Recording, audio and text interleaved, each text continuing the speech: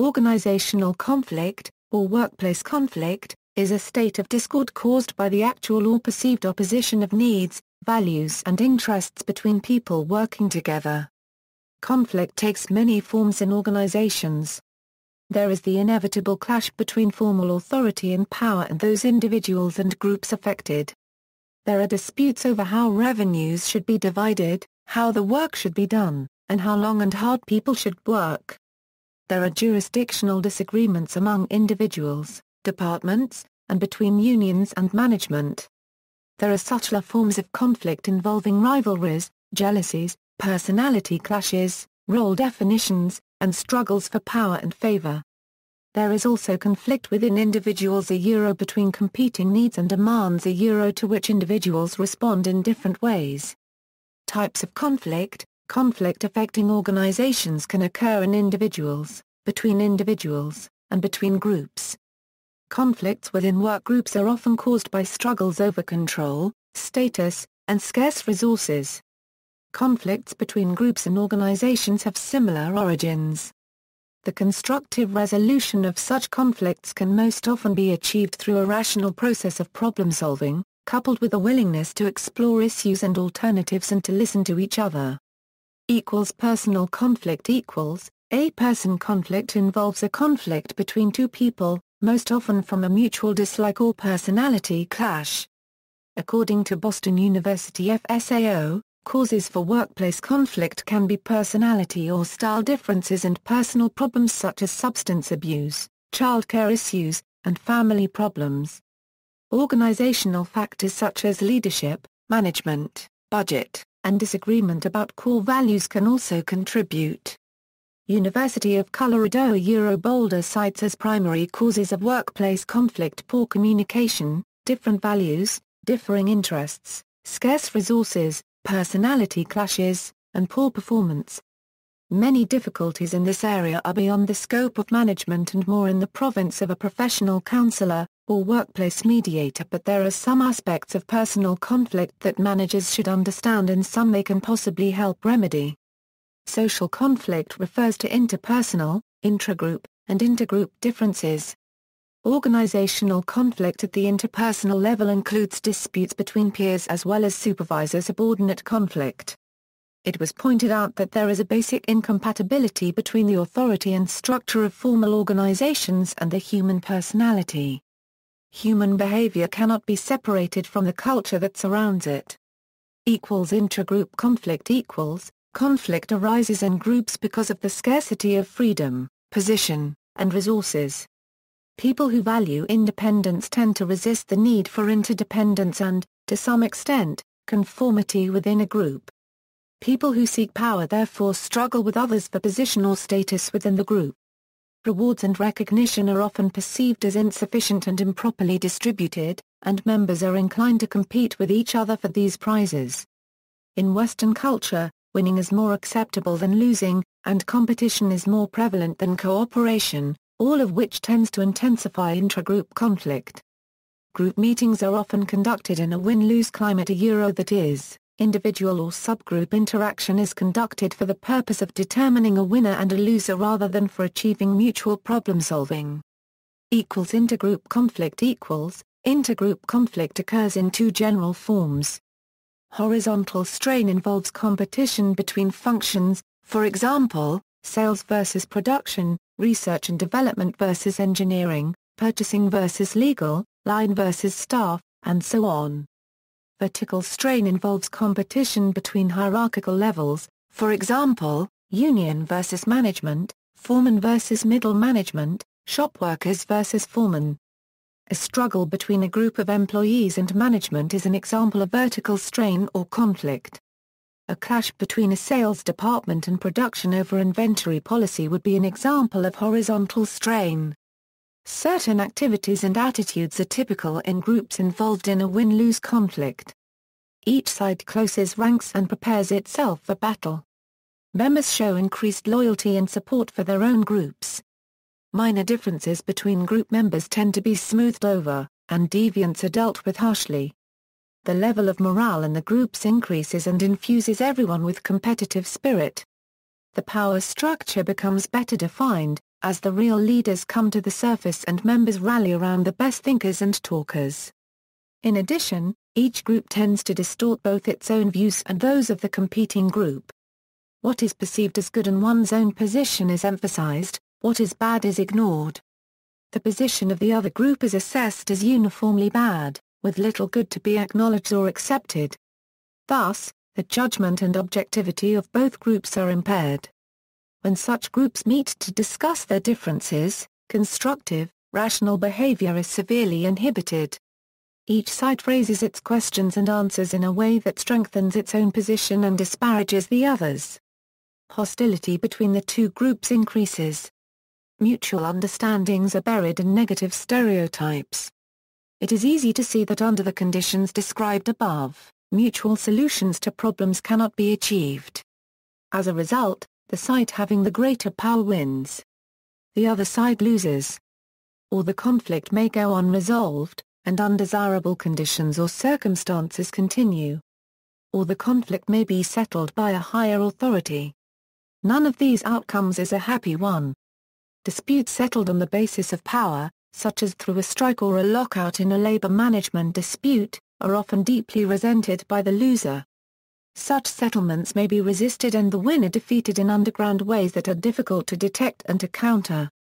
When this happens, neither side wins. Both are losers.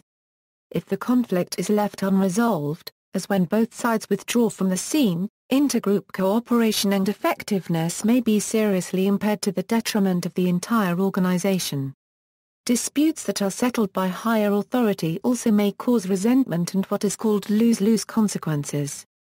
Such settlements are invariably made on the basis of incomplete information without data that the conflict itself obscures and therefore are poor substitutes for mutually reasoned solutions. Again, both sides have lost. A specific approach to resolving intergroup conflict is outlined in the next chapter on organization development. Causes. Role conflict equals. One facet of personal conflict includes the multiple roles people play in organizations. Behavioral scientists sometimes describe an organization as a system of position roles. Each member of the organization belongs to a role set, which is an association of individuals who share interdependent tasks and thus perform formally defined roles, which are further influenced both by the expectations of others in the role set and by one's own personality and expectations. For example, in a common form of classroom organization, students are expected to learn from the instructor by listening to them, following their directions for study, taking exams, and maintaining appropriate standards of conduct. The instructor is expected to bring students high-quality learning materials, give lectures, write and conduct tests, and set a scholarly example. Another in this role set would be the dean of the school, who sets standards, hires and supervises faculty, maintains a service staff, readers and graders, and so on. The system of roles to which an individual belongs extends outside the organization as well, and influences their functioning within it. As an example, a person's roles as partner, parent, descendant, and church member are all intertwined with each other and with their set of organizational roles. As a consequence, there exist opportunities for role conflict as the various roles interact with one another. Other types of role conflict occur when an individual receives inconsistent demands from another person. For example, they are asked to serve on several time-consuming committees at the same time that they are urged to get out more production in their work unit. Another kind of role strain takes place when the individual finds that they are expected to meet the opposing demands of two or more separate members of the organization. Such a case would be that of a worker who finds himself pressured by their boss to improve the quality of their work while their work group wants more production in order to receive a higher bonus share. These and other varieties of role conflict tend to increase an individual's anxiety and frustration. Sometimes they motivate him to do more and better work. Other times they can lead to frustration and reduced efficiency. Passive-aggressive behavior equals. Passive-aggressive behavior is a common response from workers and managers which is particularly noxious to team unity and productivity. In workers, it can lead to sabotage of projects and the creation of a hostile environment. In managers, it can end up stifling a team's creativity. De Angelis says it would actually make perfect sense that those promoted to leadership positions might often be those who on the surface appear to be agreeable, diplomatic and supportive, yet who are actually dishonest, backstabbing saboteurs behind the scenes. Office romance. Office romances can be a cause of workplace conflict. 96% of human resource professionals and 80% of executives said workplace romances are dangerous because they can lead to conflict within the organization. Public displays of affection can make co-workers uncomfortable and accusations of favoritism may occur, especially if it is a supervisor-subordinate relationship. If the relationship goes awry, one party may seek to exact revenge on the other. Consequences: unresolved conflict in the workplace has been linked to miscommunication resulting from confusion or refusal to cooperate, quality problems, missed deadlines or delays, increased stress among employees, reduced creative collaboration and team problem-solving, disruption to workflow, decreased customer satisfaction, distrust, split camps, and gossip.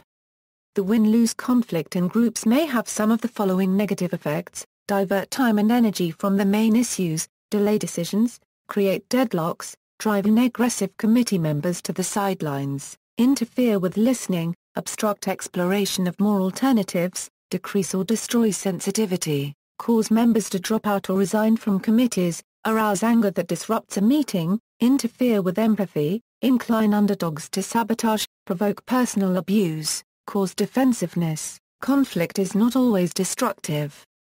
When it is destructive, however, managers need to understand and do something about it. A rational process for dealing with the conflict should be programmed. Such a process should include a planned action response on the part of the manager or the organization, rather than relying on a simple reaction or a change that occurs without specific action by management. Stress. Interpersonal conflict among people at work has been shown to be one of the most frequently noted stressors for employees. Conflict has been noted to be an indicator of the broader concept of workplace harassment. It relates to other stressors that might co-occur, such as role conflict, role ambiguity, and workload. It also relates to strains such as anxiety, depression, physical symptoms, and low levels of job satisfaction. Positive outcomes. Group conflict does not always lead to negative consequences. The presence of a dissenting member or subgroup often results in more penetration of the group's problem and more creative solutions. This is because disagreement forces the members to think harder in an attempt to cope with what may be valid objections to general group opinion. But the group must know how to deal with differences that may arise. True interdependence among members leads automatically to conflict resolution in the group. Interdependence recognizes that differences will exist and that they can be helpful. Hence, members learn to accept ideas from dissenters, they learn to listen and to value openness, and they learn to share a mutual problem-solving attitude to ensure the exploration of all facets of a problem facing the group. Intergroup conflict between groups is a sometimes necessary, sometimes destructive, event that occurs at all levels and across all functions in organizations. Intergroup conflict may help generate creative tensions leading to more effective contributions to the organization's goals, such as competition between sales districts for the highest sales. Intergroup conflict is destructive when it alienates groups that should be working together, when it results in win-lose competition, and when it leads to compromises that represent less than optimum outcomes. Resolution. Conflict management.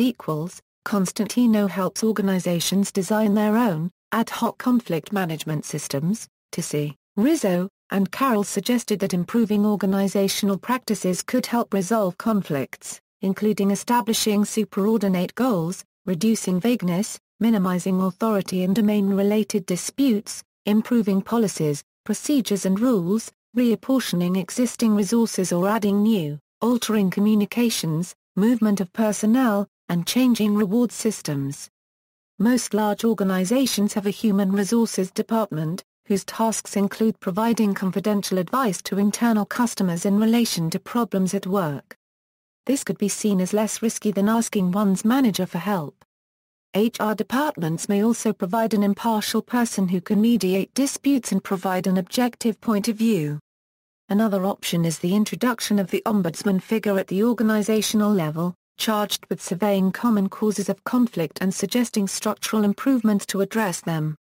Workplace conflict may include disputes between peers, supervisor-subordinate conflict or intergroup disputes. When disputes are not dealt with in a timely manner, greater efforts may be needed to solve them. Party-directed mediation is a mediation approach particularly suited for disputes between colleagues or peers, especially those based on deep-seated interpersonal conflict or multicultural or multi-ethnic ones. The mediator listens to each party separately in a pre-caucus or pre-mediation before ever bringing them into a joint session. Part of the pre-caucus also includes coaching and role plays. The idea is that the parties learn how to converse directly with their adversary in the joint session. Some unique challenges arise when disputes involve supervisors and subordinates. The negotiated performance appraisal is a tool for improving communication between supervisors and subordinates and is particularly useful as an alternate mediation model because it preserves the hierarchical power of supervisors while encouraging dialogue and dealing with differences in opinion. Counseling when personal conflict leads to frustration and loss of efficiency, counseling may prove to be a helpful antidote. Although few organizations can afford the luxury of having professional counselors on the staff, given some training, managers may be able to perform this function. Non-directive counseling, or listening with understanding, is little more than being a good listener, something every manager should be. Sometimes the simple process of being able to vent one's feelings, that is, to express them to a concerned and understanding listener, is enough to relieve frustration and make it possible for the frustrated individual to advance to a problem-solving frame of mind, better able to cope with a personal difficulty that is affecting their work adversely. The non-directive approach is one effective way for managers to deal with frustrated subordinates and co-workers. There are other more direct and more diagnostic ways that might be used in appropriate circumstances. The great strength of the non-directive approach, however, lies in its simplicity, its effectiveness, and the fact that it deliberately avoids the manager-counselors diagnosing and interpreting emotional problems, which would call for special psychological training. No one has ever been harmed by being listened to sympathetically and understandingly. On the contrary, this approach has helped many people to cope with problems that were interfering with their effectiveness on the job. A trained conflict resolver can begin with an economical intervention, such as getting group members to clarify and reaffirm shared goals. If necessary, they move through a systematic series of interventions, such as testing the members' ability and willingness to compromise. Resorting to confrontation, enforced counseling, and/or termination as last resorts. Change management is presumed to be guided by a vision of the future. The manager reflects in their decision-making activities the values of the organization as they have developed through time, from the original founder-owner to the present top management personnel. In navigating a path between the values of the organization and its objectives and goals, management has expectations concerning the organization's effectiveness and efficiency and frequently initiates changes within the organization. On other occasions, changes in the external environment market demand, technology, or the political, social, or economic environment require making appropriate changes in the activities of the organization. The organization faces these demands for change through the men and women who make up its membership, since organizational change ultimately depends on the willingness of employees and others to change their attitudes, behavior, their degree of knowledge and skill, or a combination of these. See also. References